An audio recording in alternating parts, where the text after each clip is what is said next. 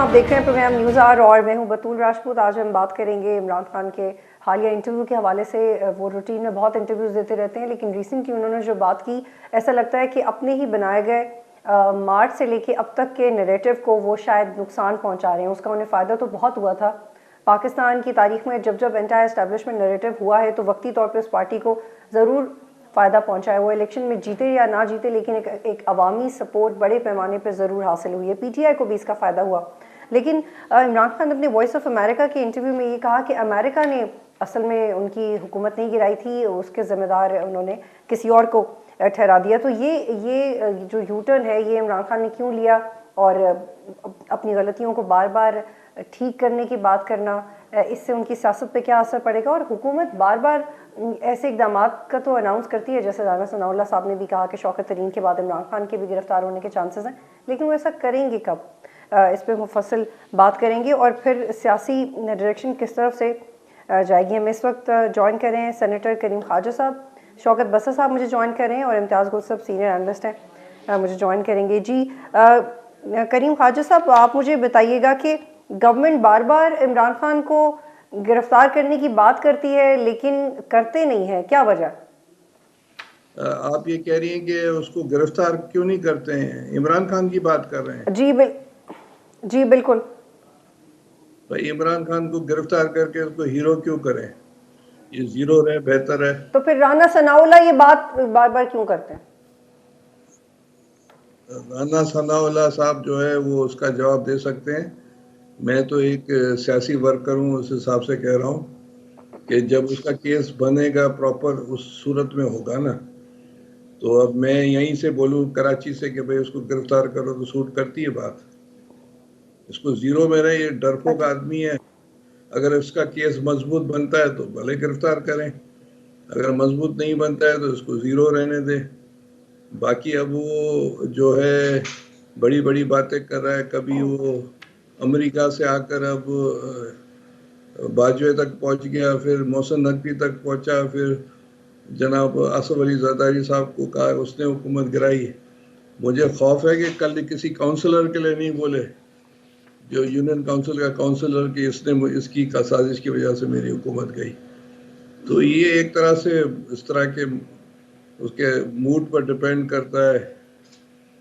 जब उसका मूड क्या होता है, कभी क्या होता है, कभी क्या होता है। मैं खुद एक साइकेट्रिस्ट हूँ, ज़्यादा कुछ कहना नहीं चाहता हूँ, प्रैक्टिसिंग साइकेट्रिस्ट हूँ। तो उसकी बस एंजॉय करें, हम सबको एंजॉय करना चाहिए उसकी स्टेटमेंट्स को देखकर।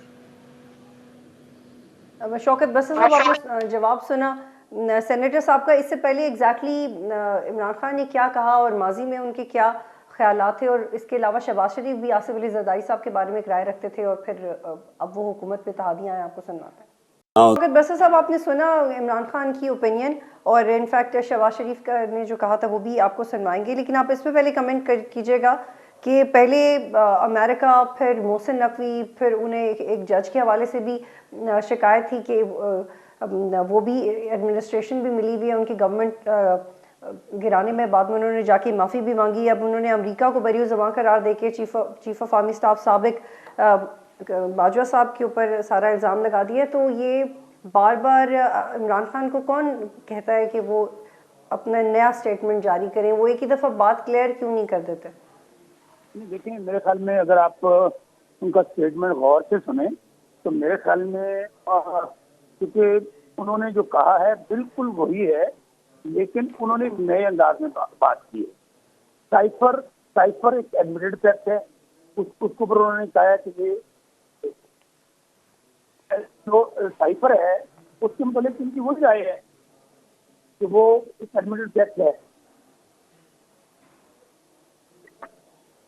लेकिन साइफर भी रियल है और अमेरिका ने कुछ किया भी नहीं, और जनरल बाजवा का कसूर है, मैं कठपुतली था। इसको आप डॉट्स कैसे कनेक्ट कर सकते हैं?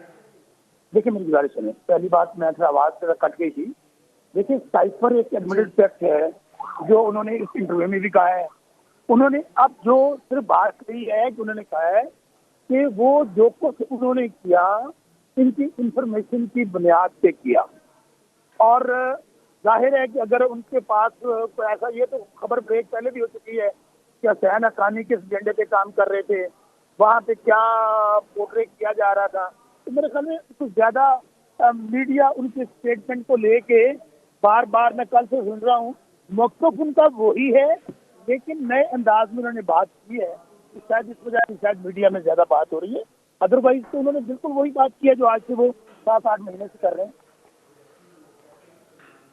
तो जिस तरीके से इमरान खान जनरल बाजवा को तनकीद का निशाना बना रहे हैं, अगर वो दोबारा हुकूमत में आ जाते हैं तो वो फिर आर्टिकल 6 के तहत कार्रवाई करवाएंगे जनरल बाजवा के खिलाफ, जैसे PMLN ने परवेज मुशर्रफ के खिलाफ करवाई थी लेकिन कामयाब नहीं हो सके। इस हद तक तो जाना ही नहीं चाहिए कि किसी को हम कहें कि कोई गद्दार है, और ख़ास तौर पे जो एक चीफ ऑफ आर्मी स्टाफ रहा हो, आपके मुल्क की अपनी सरहदों की हिफाजत की हो, उनने जंगें लड़ी हो।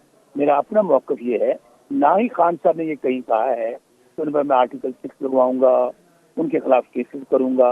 उन्होंने सिर्फ अपना नुक्ता नज़र पेश किया है। ये जो गद्दारी के फतने हैं ना, और किसी को गद्दार डिक्लेयर करना, किसी को कुछ कहना, मेरे ख्याल में ये जनरल बाजवा सुपर किंग थे, ये उनका नुक्ता नजर है या उनको पता भी थी कुछ चीजें, क्योंकि IB उनके अंडर आती थी, ISI उनके अंडर आती थी। अगर वो sitting chief of army staff थे तो वो सिटिंग प्राइम मिनिस्टर थे, उन्होंने 3.5 ईयर्स में अपने आप को कठपुतली क्यों नहीं कहा? देखिए होता ये है कि इंफॉर्मेशन जो होती है, ये नहीं कि आपको सारी इंफॉर्मेशन एक बार ही मिल जाती है। इंफॉर्मेशन के मुख्तलिफ सोर्सेज होते हैं। जैसे देखें, आपके मैं अक्सर देखता हूँ टिकर चल रहे होते हैं चैनल पे कि इस जराए से ये पता चला है, मेरी इत्तला जराए से ये खबर है। अब बल्कि मैं बहुत सारे वीलॉग सुन रहा होता हूँ यूट्यूब पे, हर आदमी अपने सोर्सेज रिवील कर रहा होता है। अभी आप देखें ना, जावेद चौधरी साहब और मंसूर अली खान, दोनों को आप देख लें, एक कोई और बात कर रहा है, दूसरा कोई दूसरी बात कर रहा है, फलां अपने सोर्सेज से बात कर रहा है।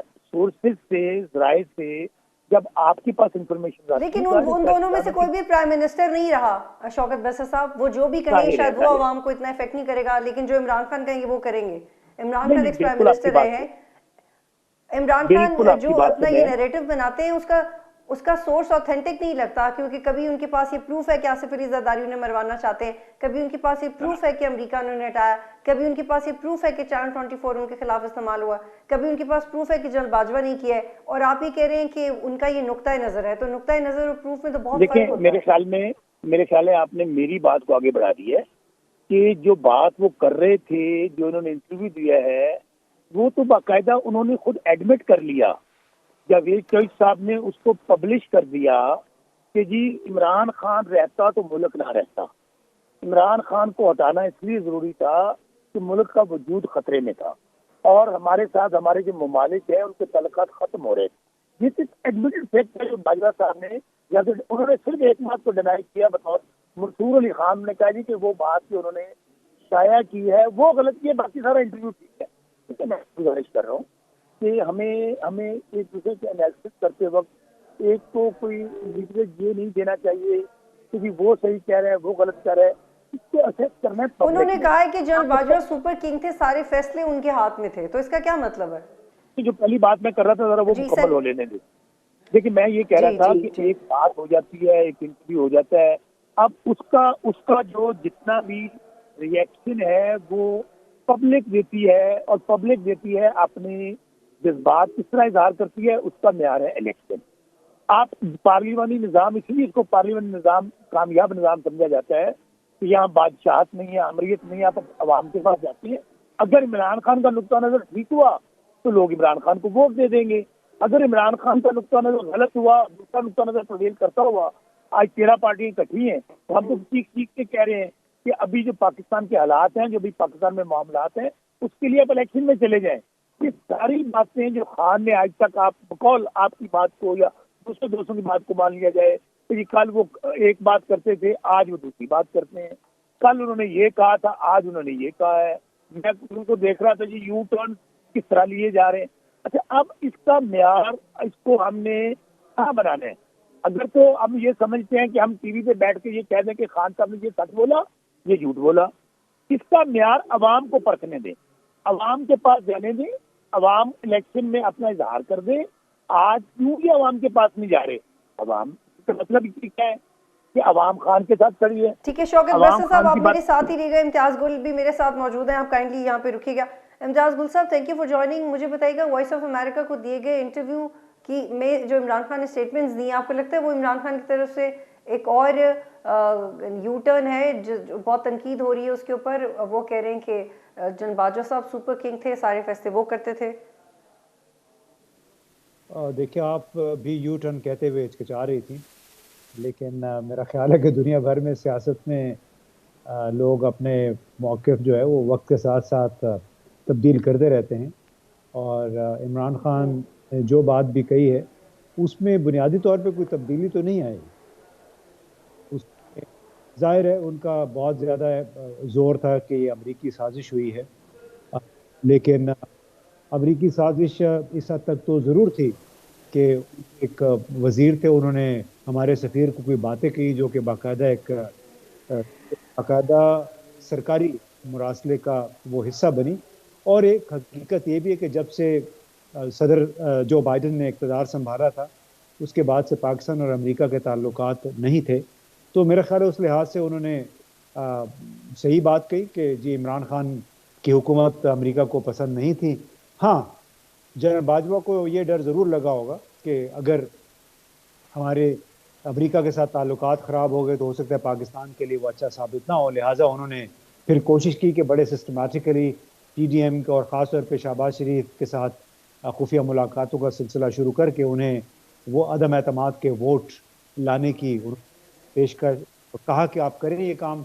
और आपको मालूम है कि ख़ुद मुस्लिम लीग के सीनियर रहनुमा हैं, चाहे वो अकान अब्बासी हैं, चाहे सरदार मेहताब हैं, चाहे कैप्टन सफदर हैं, सब ने बारी बारी इस बात का इरादा कर लिया है कि ये जो अदम एतमाद का वोट था वो किसी के इशारे पे किया गया था और ये कि ये तमाम लोग उसके खिलाफ थे। वो ये लोग लेकिन इम्तियाज साहब, आप समझते हैं कि इमरान खान इस नैरेटिव को इंटेलिजेंटली प्ले कर रहे हैं? क्योंकि फ्रैंकली ये समझ में तो नहीं आता। अब एक तरफ उनके नज़दीक मोहसिन नकवी भी उतने ही कसूरवार हैं, जनरल बाजवा भी उतनी ही कसूरवार हैं, अमेरिका भी उतना ही कसूरवार है। तो ये जो वक्त के साथ साथ इमरान खान इंकशाफात कर रहे हैं, फिर आसिफ अली जरदारी पे जो उन्होंने उनके बारे में जो बात की, आपको लगता है इस प्लेइंग इंटेलिजेंटली या जो भी उन्हें लग रहा है वो बोल रहे हैं? देखें, एक जहन में बात रखनी चाहिए कि इमरान खान कोई फरिश्ता नहीं है, न ही उनसे पहले फरिश्ते थे जो बार बार उनकी माजी की गलतियां या बयानात को सामने ला के जी माजी में ये कहा था। हर सियासतदान दुनिया भर में वक्त के हिसाब से अपने बयानात तरतीब देता है। वो देखता है कि इस वक्त लोग क्या सुनना चाह रहे हैं, लोग जो सुनना चाहते हैं वो उनको सुनाते हैं। इस तरह हमारे बहुत सारे सहाफ़त में बेशुमार ऐसे लोग हैं, वो चीज़ें लिखते हैं जो उनके ख्याल में उनके नाजरीन या उनके कारीन को पसंद होती है। वो ये उसमें नहीं देखते कि वो ठीक है या गलत है, उसका मुआशरे पे हमारे अक़दार पे क्या असर पड़ेगा। उनके सामने ये होता है कि जी इससे रेटिंग अच्छी होगी, व्यूअरशिप ज़्यादा मिलेगी, कारीन ज़्यादा मिलेंगे। लिहाजा तो इस तरह जरनैल साहब ने भी ये सोचा होगा कि शायद वो मुल्क का भला कर सकें ये काम करने में। तो इमरान खान कोई वाहिद बंदा नहीं है जिसको आपने सब लोगों ने नोक पे लिया हुआ है कि जी वो अपने मौक़िफ़ तब्दील करते रहते हैं, यू टर्न लेते रहते हैं। बाकी उनका देखें, हम ना आप इमरान खान की पार्टी में ना हम हैं, वो अपने तरीके से अपने बयानी को लेके आगे चल रहे हैं वक्त के साथ साथ। बुनियादी जिम्मेदारी उनकी है। ठीक है इम्तियाज साहब, यहाँ पे मुझे एक ब्रेक लेना है और ब्रेक के बाद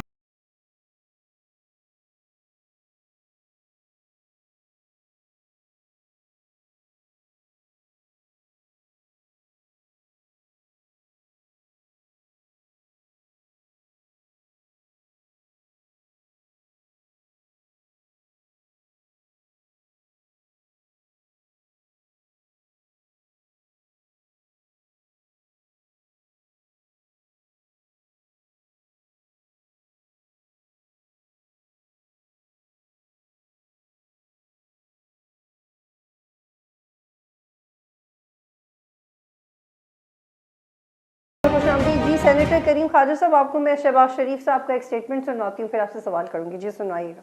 जी सेनेटर साहब, आपने सुना कि शहबाज शरीफ क्या कह रहे थे आसिफ अली जरदारी के बारे में, इस पे आपका क्या तज्जिया है? तज्जिया क्या करें, ये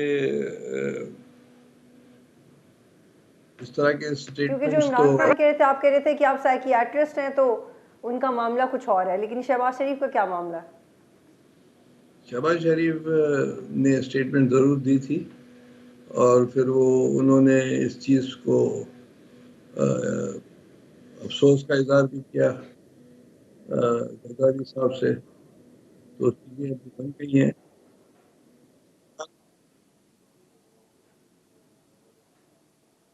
सेनेटर साहब से रब्ता हमारा नहीं हो पा रहा। शौकत बसर साहब आपकी तरफ मैं आती हूँ यहाँ पे, मुझे बताइएगा कि तोशा खाना और ये आप पे तनकीद है इमरान खान पे कि तोशा खाना के हवाले से और टेरन वाइट के केस के हवाले से और फंडिंग के हवाले से इमरान खान अपनी पोजीशन क्लियर नहीं करते हैं। देखिए फिर वही बात, मेरे ख्याल में चीजें इस वक्त हर प्रॉपर फोरम पे मौजूद है, हम उनका जवाब दे चुके हैं। लेट्स डिसाइड द कोर्ट कि वो क्या फैसला देते हैं। अब वो तोशा खाना है, अब वो आपका फॉरेन फंडिंग का केस है। मेरे ख्याल में वाहिद पार्टी है जिसकी हमने ना कभी अदालतों में हम केस लड़ते हैं, कभी अदालतों के साथ हमने उनके फैसलों को भी ऑन किया है, उनके फैसलों को तस्लीम भी करते हैं। इसलिए ये कहना कि इमरान खान जवाब नहीं दे रहे या अदालतों से भाग रहे हैं, मेरे ख्याल में ये थोड़ा सा अनफेयर हो जाएगा। आप मुझे बताइए कौन सा फोरम है जहाँ पे हम गए नहीं, हम वहाँ अपना रिस्पॉन्ड नहीं किया, हमने जवाब नहीं दिया। कोई भी ऐसा फोरम नहीं जहाँ पे हम फेस नहीं कर रहे।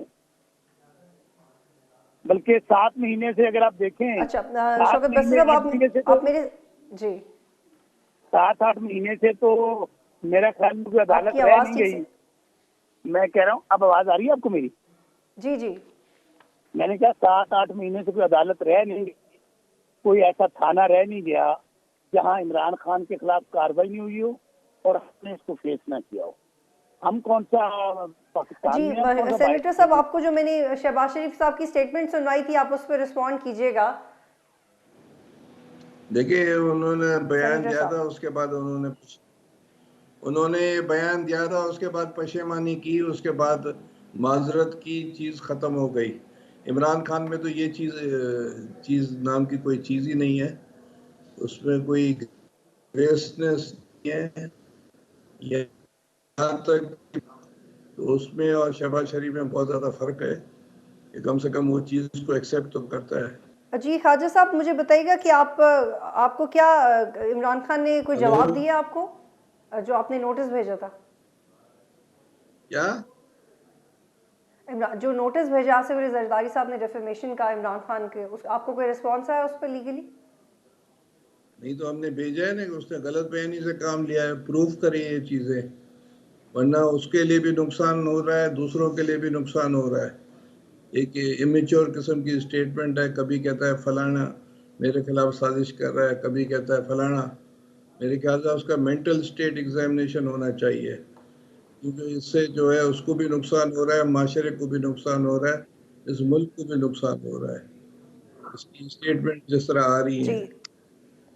इम्तियाज़ गुल साहब मुझे बताइएगा कि जो आसिफ अली जरदारी पे इल्ज़ामात हैं इमरान खान के, इसके बाद इलेक्शंस के लिए ये लोग मिलके किस तरह से बैठेंगे, ये कैसे मुमकिन है? क्योंकि शौकत तरीन वाले मामले के बाद अगर मज़ीद ऑडियो लीक्स पे एक्शन होता है तो इसका ये मतलब है कि इलेक्शन पे तो किसी की भी तवज्जो नहीं है और गवर्नमेंट भी ये चाह रही है कि इलेक्शंस डिले हों। देखिए इस वक्त तमाम तर तवज्जो इमरान खान के ऊपर है कि किस तरीके से उसको पाकिस्तान की सियासी बहसात से बाहर किया जाए, और इसलिए जितने भी इस वक्त आप देख लीजिए इमरान खान से लेके शहबाज गिल, आजम स्वाति, शेख रशीद, फवाद चौधरी और अभी शौकत तरीन साहब की बारी आ रही है, तो उसमें ये लगता है कि जो मौजूदा हुकूमत है, मौजूदा निज़ाम है, वो सिवाय इमरान खान को माइनस करने की किसी और मामले में दिलचस्पी नहीं रखता है, क्योंकि उनके नज़दीक वो उनकी राह में बहुत बड़ी रुकावट है। लिहाजा जितनी भी बातें करें अच्छा होगा, बहुत अच्छा होगा पाकिस्तान के लिए अगर ये मिल जाते हैं, उनसे बातचीत कर लेते हैं। लेकिन इस वक्त कोई इम्कान नज़र नहीं आता, क्योंकि ये नहीं हो सकता कि एक तरफ गिरफ्तारियाँ हो रही हों, मुकदमात बन रहे हों और दूसरी तरफ आप कहें कि आए मिल बैठ के पाकिस्तान के मसाइल का हल तलाश करते हैं। जी बस शौकत बसर साहब भी हमें ज्वाइन करें थोड़ी देर में। सेनेटर साहब आप मुझे बताइएगा कि जी शौकत बसर साहब ये बताइएगा कि शर्जील मेमन ने कहा इमरान खान के बारे में कि जेल भरो तहरीक नहीं करेंगे, इस पे भी यू टर्न ले लेंगे। और वैसे भी इमरान खान ने अपनी यूथ को कहा है कि वो जाएं और वॉलंटरली जाके जेलें भरें, वो खुद तो नहीं सबसे पहले आ रहे हैं बाहर। नहीं, देखिए फिर आपको मैं एक हर स्ट्रेटेजी होती है, हम अपना इसकी स्ट्रेटेजी बना चुके हैं। आइंदा आने वाले दिनों में आप देखेंगे कि चूंकि ये आईनी जमहूरी तरीका है ना, हम सिर्फ ये कह रहे हैं कि पाकिस्तान के अंदर लिखा हुआ आइन मौजूद है, आइन के ताबे आप ऐसा काम ना करें जिससे आपका वो आइन जो जिसने इंटैक्ट रखा हुआ है आपकी कंट्री को, आपके मुल्क को, कम से कम उसके ऊपर तो कोई कंप्रोमाइज नहीं होना चाहिए। और मुझे अभी तक याद है कि सबकी स्टेटमेंट्स ऑन रिकॉर्ड है कि अगर आप केपी और पंजाब की असेंबली डिसॉल्व कर देंगे तो जनरल इलेक्शन हो जाएंगे। हम तो आज भी चाहते हैं कि वाहिद हाल पाकिस्तान के अंदर मसाइल का जो है, जिस वक्त हमें अफरा तफरी नजर आ रही है, जो इंतशार नजर आ रहा है, जो मुआशी इस वक्त बहरान नजर आ रहा है, जो पाकिस्तान इस वक्त डिफॉल्ट की पोजीशन में, क्योंकि सियासी इस्तेकाम नहीं है। जब ऐसी हुकूमत होगी जिसके ऊपर पूरी कौम का इत्मीनान होगा, फेयर एंड फ्री इलेक्शन होगा, तमाम मसाइल का हल हो जाएगा। हम तो चाहते हैं कि हम जमहूरी मुतालबा कर रहे हैं तो गैर जमहूरी मुतालबा नहीं कर रहे, और जो कुछ उन्होंने कहा तमाम लीडरान ने, उसके मुताबिक उनको इलेक्शन में जाना चाहिए। देखिए, इमरान खान तो नाकाम हो गया, इमरान खान तो पॉपुलर नहीं है, इमरान खान तो यू टर्न ले रहा है, इमरान खान का तो बयानिया नाकाम हो गया। यही कहते हैं सब, अगर सब कुछ हमारा नाकाम हो गया है, हम अकेले हैं, अब सब लोग इकट्ठे हैं, आए अवाम को फैसला करने दें। अवाम जिसको बेइतमाद करते हैं वो आके हुकूमत करे। अगर अवाम समझती है हमारा बयानिया ठीक नहीं है, हम उनकी उम्मीदों पे पूरे नहीं उतर रहे, वो हमें नहीं वोट देंगे, हम अपोजिशन में बैठ जाएंगे। लेकिन इस तरह तो ना करें ना कि आज आपने शेड्यूल रात 12 बजे, मैं एक वकील भी हूँ, रात 12 बजे तक आपने शेड्यूल अनाउंस करना था, जो अभी तक नहीं किया आपने। देखिए मैं फिर कहता हूँ, हम सब कहते हैं कि पाकिस्तान को मुतहद रखने वाला वो डॉक्यूमेंट है जो आईने है, तो खुदारा हमें अक्ल और होश के नाम लेने चाहिए। हमें अभी भी वो पंजाबी करने दुल्ले बेरादा कुछ नहीं बिगड़िया, सब लोग बैठे और एक कंसेंसस के साथ डेट तय कर लें जिसपे जनरल इलेक्शन हो जाए, और जनरल इलेक्शन ही मसाइल का हल है। आप एमएनए एमपी का इकट्ठा इलेक्शन करवा लें, आप पॉपुलर भी हैं, आप इस वक्त मसाइल का हल भी आप कर सकते हैं। खान तो मैं फिर कह रहा हूँ, आपकी नजर में इमरान खान तो अकेला है, अवाम का हमसे इत्मीनान उठ चुका है, अब अवाम हमें एक्सेप्ट नहीं कर रही, तो भाई इसका क्या म्यार है फिर? क्या हम सिर्फ डायलॉग? ठीक है शौकत बसी साहब, आप मेरे साथ रखिएगा। जी सेनेटर साहब, केपी के और पंजाब के गवर्नर्स की तरफ से इलेक्शन की डेट्स आनी थी, प्रपोज की जानी थी, उसकी तरफ डिले आ रहा है। वो भी इलेक्शन कमीशन ने कहा है, कोर्ट ने कहा है कि इलेक्शन कमीशन उसमें जल्दी करवाए। आप किस बात का डिले है? इलेक्शंस क्यों की तरफ आप लोग तेजी से क्यों नहीं बढ़ रहे?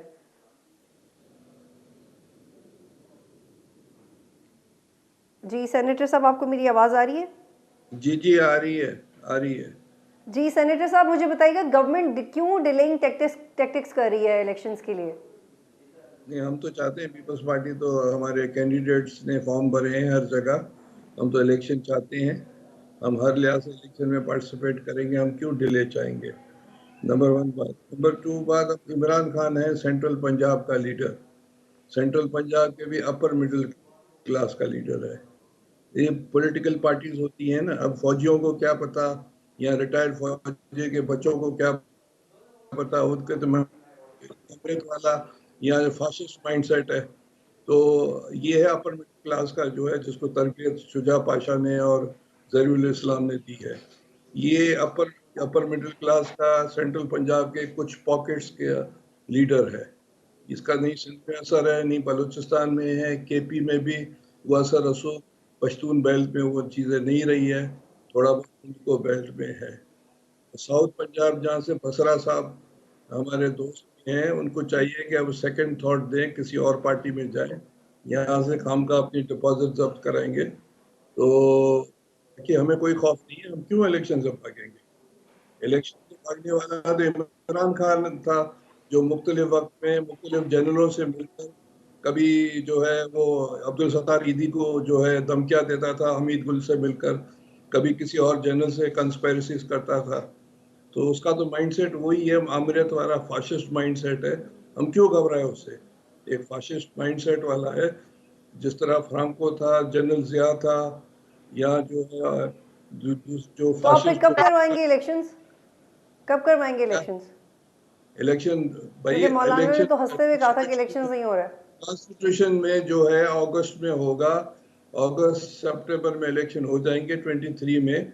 और अगर सुबह इलेक्शन होते हैं हिंदुस्तान में तो सारा साल इलेक्शन होते हैं, कभी बलदियाती हो रहे होते हैं, कभी मुख्तलिफ स्टेट्स के हो रहे होते हैं, तो इससे हम क्यों घबराएं। भले कॉन्स्टिट्यूशन में जो हिसाब है हम उस पर अमल दरामद करेंगे। ये तो कॉन्स्टिट्यूशन फाड़ने वाले लोग हैं। अमृत अमृत तो परवेज जियाउल हक ने इसको तैयार किया था, मगर वो मर गया एक्सीडेंट में। उसके बाद ये परवेज मुशर्रफ का खास आदमी था, जनरलों ने उनकी तरबियत की, रिटायर्ड आईएसआई के जनरलों ने इसकी तरबियत की। हम क्यों खौफजदा हो एक फाशिस्ट आदमी से। इसके क्या कारनामे हैं। अब्दुल सत्तार ईदी को कौन भगाने वाला था जिसने कहा कि फलाना जनरल और फलाना अगवा कर रहा है। तो इन माइंडसेट से हमने 72 साल 75 साल मुकाबले किए हैं इन फाशिस्ट जनरलों से, और अभी भी करेंगे। जमहूरियत के हम हकदार हैं या ये फाशिस्ट जिनकी अपनी इकोनॉमिकल इंटरेस्ट है। लेकिन आपकी तो अपनी पार्टी के अंदर से खबर आ रही है कि पीपल्स पार्टी के अंदर ज़िमनी इलेक्शंस पे आप में इत्तेफाक है। गिलानी साहब और राजब और परवेज अशरफ इलेक्शन लड़ने के हक में नहीं है, और आपके जो दोनों सेक्रेटरी जनरल्स हैं नैयर बुखारी और फरतुल्ला बाबर, वो भी इलेक्शन के खिलाफ हैं। तो ये आपकी अपनी पार्टी में क्यों है फिलहाल?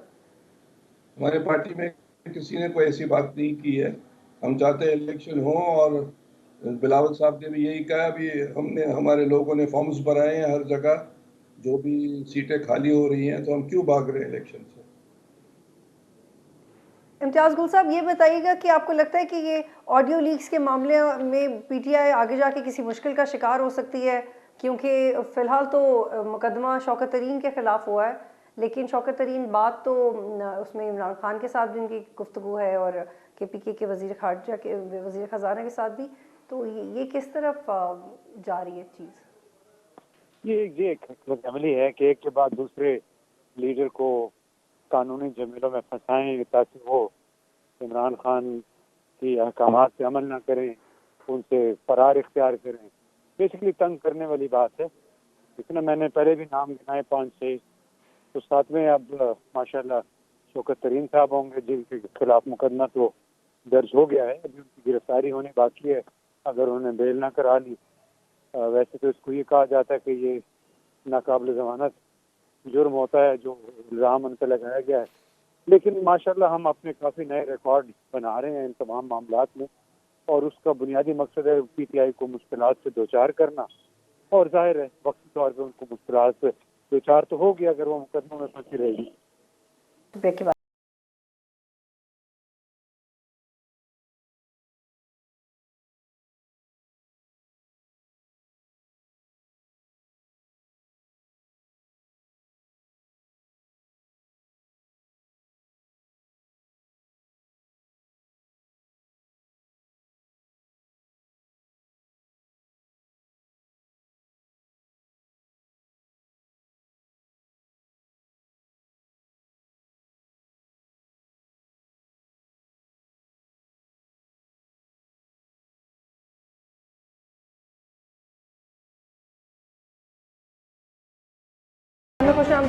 जी शौकत साहब, मुझे बताइएगा कि ऑडियो लीक्स के मामले में गवर्नमेंट ने काफ़ी देर से कार्रवाई की है पीटीआई के खिलाफ, तो आपने अब तक कुछ तैयारी की थी कि अगर आपके खिलाफ कोई एक्शन होता तो आप क्या करेंगे? शौकत तरीन के खिलाफ मुकदमा हो गया है, उसमें आपके केपीके के साबिक वजीर ख़जाना भी फंस सकते हैं, इमरान खान के साथ भी उनकी ऑडियो लीक है। आपका क्या इस पर लाहेमंद बनाया अब तक आपने?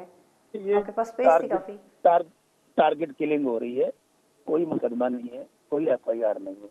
ये वही एक सीरीज ऑफ एफआईआर है, सीरीज ऑफ सेटलिंग है प्रेशराइज करने के लिए। आप एक टेलीफोन कॉल पे मुकदमे दर्ज कर रहे हैं।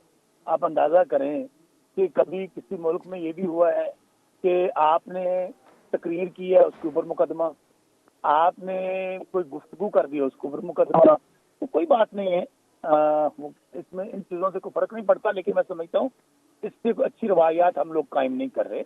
ये एक सियासत, जो इंतकामी सियासत है, ये जो आप अपने मुखालिफ हरीफ को दबाना चाहते हैं, तो इसका कोई रिजल्ट ना कभी पहले निकला है ना अब निकलेगा। तो हमें ये फेस करेंगे इसको। अगर शौकत तरीन साहब, मैं समझता हूँ अगर एफआईआर दर्ज हुई है तो आप इस पर घबराना नहीं चाहिए इन चीज़ों से। सियासी कारकुन कभी इन चीज़ों से नहीं घबराता।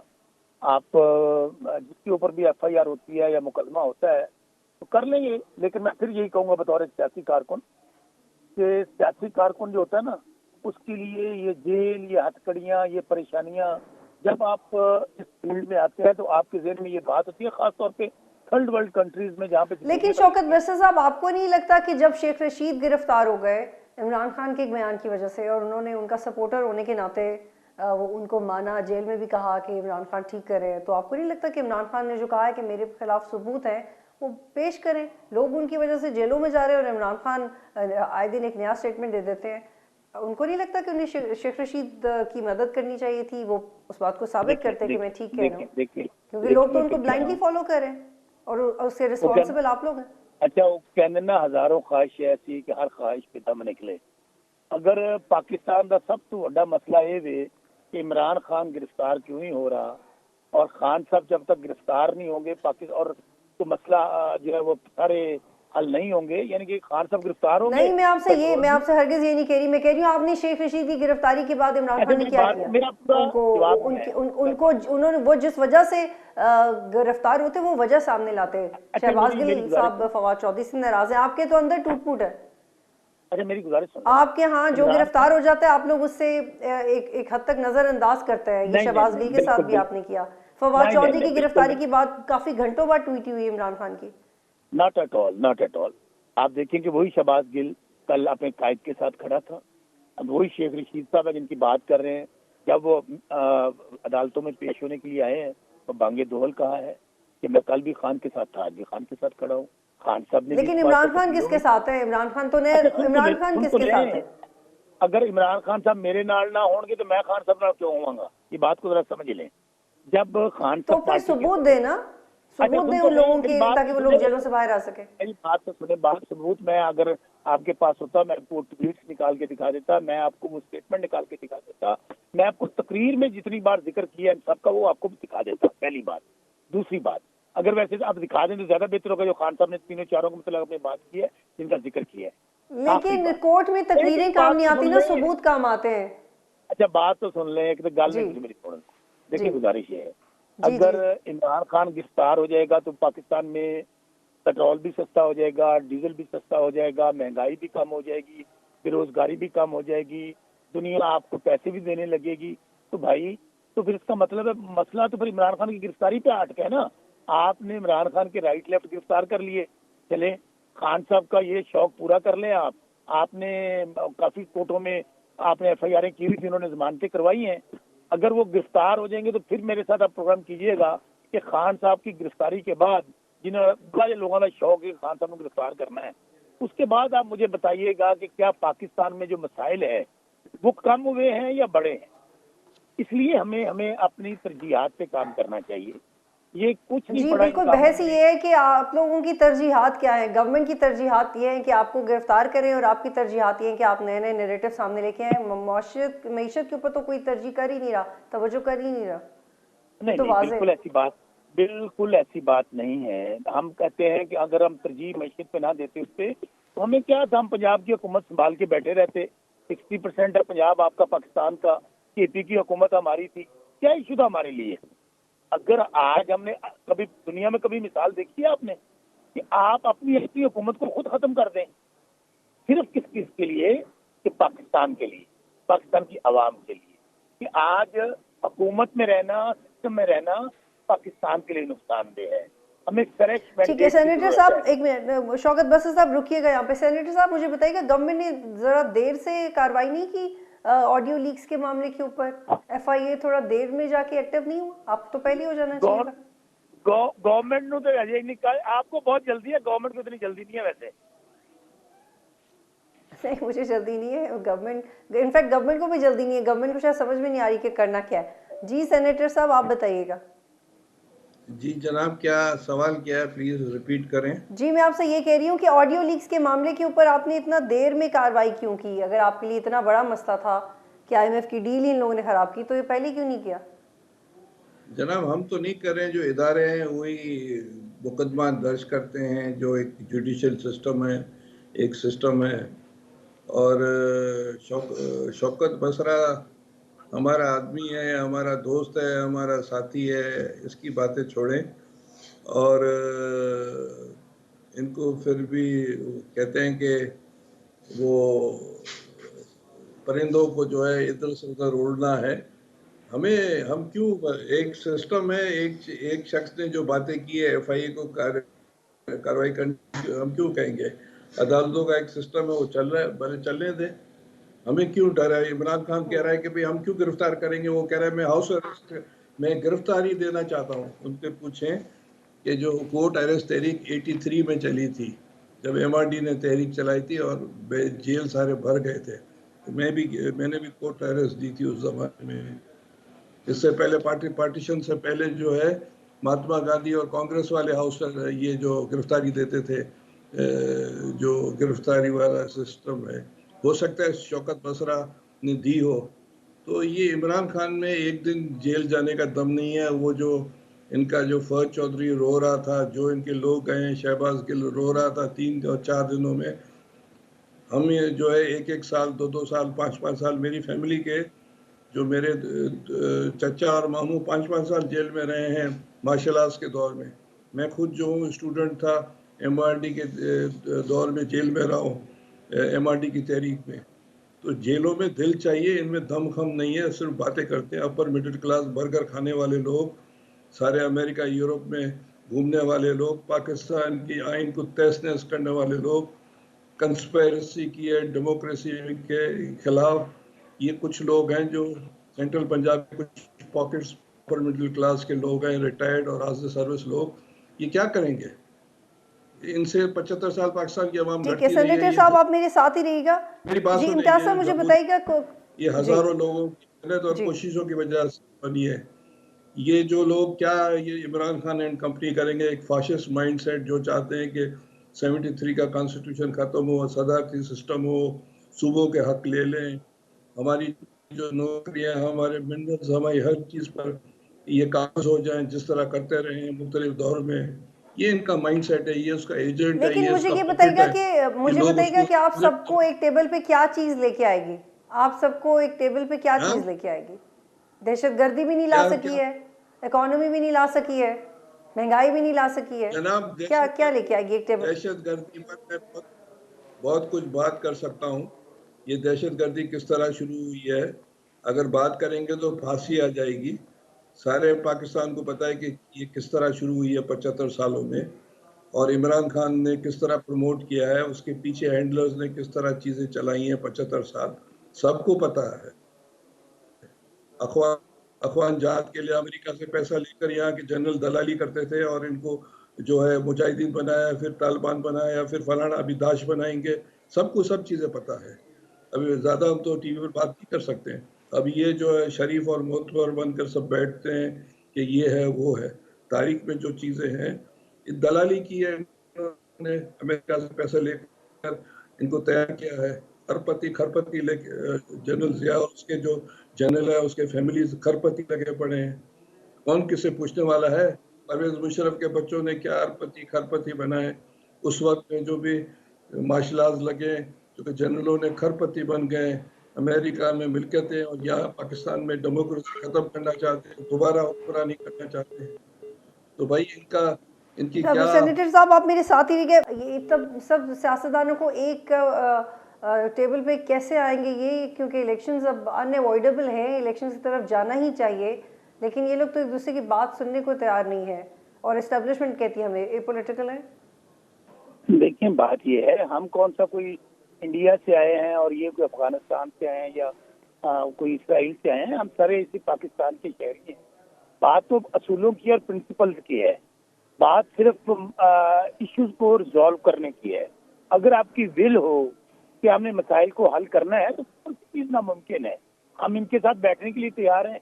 इश्यू हमारा सिर्फ ये है कि हम कहते हैं कि आए, पाकिस्तान के मसाइल का हल इस वक्त जो गैर यकीनी की कैफियत है, इससे पाकिस्तान को निकालना है। उसकी वजह आज अगर IMF आपके साथ डील नहीं कर रहा, आज अगर आपको दुनिया इस बात पे नहीं सपोर्ट कर रही कि यहाँ पे इसका काम नहीं है, और इसका काम इसी की सूरत में आएगा कि जब, बिल्कुल मैं आपकी बात से एग्री करता हूँ, हम सबको एक टेबल पे बैठना चाहिए, आज मैं आपके प्रोग्राम में लाइव कहता हूँ कि अभी मियाँ शहबाज शरीफ साहब कहें कि खान साहब आए, हम इलेक्शन करवाने के लिए तैयार हैं, तो देखिए कौन सा दरमियानी रास्ता नहीं निकलता। देखिए मैं फिर आपको बड़ी बात करने लगा हूँ। ये वन से हम बात कर रहे हैं कि हाँ सच्चा है कि तमाम इलेक्शन इकट्ठे हो जाए, नेशनल असेंबली के और सूबाई, उसके लिए दरमियानी रास्ता निकल सकता है। अगर 1-2 महीने वाली ऊपर नीचे वाली बात है वो डायलॉग से हो सकती है। हम अगर कहते हैं कि ट्रांसपेरेंट करने के लिए क्या क्या इकदाम उठाने चाहिए, उसके लिए बात हो सकती है। ख्वाजा साहब, शौकत बस्तर साहब का आपने जवाब से उन्होंने कहा कि आप आज अनाउंस कर दें कि इलेक्शन है, हम इकट्ठे आके बैठ जाते हैं, आप कर दें इलेक्शन अनाउंस, आपको कौन रोक रहा है? अगर आप इस वक्त भी जाते हैं तो भी IMF डील करेगा, 6 महीने बाद कोई और गवर्नमेंट आती है तो भी डील करेगा। ऐसा तो नहीं कि वो सिर्फ आपकी गवर्नमेंट की वजह से ही डील कर रहा है। ये चैलेंज तो आपके आने से पहले भी था, तो आप इलेक्शंस करवा दें, आपकी मकबूलियत होगी तो आप जीत जाएंगे। देखिए इलेक्शन जो है अकॉर्डिंग टू द कॉन्स्टिट्यूशन अगस्त में होंगे नेशनल असेंबली के। बाकी जो भी 2 सूबों के हैं हमें उससे भी एतराज़ नहीं है। कोर्ट्स ने जो कहा है उस पर हम अमल दरामद करेंगे। हम क्यों डिले करें, हम क्यों भागें इलेक्शन से? जो कभी भी अगर पहले प्रोविंसेस के हो बाद में हो कोई फर्क नहीं पड़ता है। पीपल्स पार्टी इलेक्शन से भागने के लिए फर्क पड़ता है बिल्कुल। सेनेटर साहब, आप इतने सीनियर पॉलिटिशियन हैं, हाउ कैन यू से दिस? अगर ये तो पाकिस्तान की हिस्ट्री में कभी नहीं हुआ। हाँ, ये तो पाकिस्तान की हिस्ट्री में कभी नहीं हुआ कि नेशनल असेंबली के इलेक्शन है, तो अनप्रेसिडेंटेड होगा। ब्यूरोक्रेसी कैसे चलाएंगे, कंसेंसस कैसे होगा, सिस्टम निज़ाम कैसे चलेगा? ये तो बड़ा अनयूजुअल सी सिचुएशन होगी। ये तो पहले भी होता रहा है। पहले नेशनल असेंबली के होते थे, उसके बाद ये जनरल जिया के मरने के बाद जो है पहले नेशनल असेंबली के हुए, फिर 3 दिन के बाद प्रोविंस के हुए। बेनजीर को उन्होंने हरवाने 3 दिन के बाद हुए, लेकिन इसमें तो 5 साल का आ जाएगा ना गैप। ये अगर असेंबलियां बनती हैं दोबारा तो 5 साल की नहीं बनेंगी। मेरी बात सुने। इंसान कॉन्स्टिट्यूशन के तो ब्रीच तो नहीं हो रही है ना। ठीक है, अगर पंजाब के पहले हो जाते हैं या KP के पहले हो जाते हैं, इट्स ओके। नेशनल असेंबली के अपने वक्त पर होंगे। हिंदुस्तान में तो सारा साल इलेक्शन चलते रहते हैं, दूसरी एरियाज में भी इलेक्शन होते हैं। तो ये तो कॉन्स्टिट्यूशन में कोई ऐसी रुकावट तो नहीं है। अगर एक प्रोविंस ने तोड़ दिया है तो ठीक है, इलेक्शन हो जाए, हमें कोई एतराज नहीं है। हम तो फॉर्म भरा रहे हैं। लेकिन जो असेंबलियों की मियाद है वो डिबेटेबल है। वो क्या? पाकिस्तान में आपको लगता है जमहूरियत या अदारे इतने मजबूत हैं कि वो फिर उतना स्मूथली चल सकेगा निज़ाम? उन असेंबलियों की मियाद तो 5 साल के लिए होगी अगर ये इलेक्शंस होते हैं असेंबलियों में और बाद में कौमी असेंबली के लिए। इसमें तो कोई दो राय नहीं है। फिर ये तो कॉन्स्टिट्यूशन में लिखा पड़ा है ना, एक सूबे ने अगर तोड़ दी तो इलेक्शन हो जाए। हम क्या एक सूबे के वजह से कि सारा पाकिस्तान में इलेक्शन होगा क्या? 4 इकाइयों ने एक पाकिस्तान बनाया है, वो 2 सूबों ने तो पाकिस्तान नहीं बनाया है। तो अकॉर्डिंग तो होगा, इसमें कोई तसाद नहीं है। बिल्कुल हो जाए, भले प्रोविंस के हो जाए, फिर नेशनल असेंबली के बाद हो जाएंगे, हमें तो कोई एतराज नहीं है। पीपल्स पार्टी की तरफ से मैं कह रहा हूँ, हमें कोई एतराज नहीं है। हमने अपने कैंडिडेट्स के लिए टिकट्स भी मंगाई है और बिलावल साहब आज बिलावल हाउस में इसी हवाले से जो है वो कर रहे हैं, क्या अपना CEC की मीटिंग भी चल रही है। तो हम तो इलेक्शन ठीक है, बहुत शुक्रिया सारे मेहमानों का प्रोग्राम में ज्वाइन करने के लिए। नाज़रीन, प्रोग्राम देखने का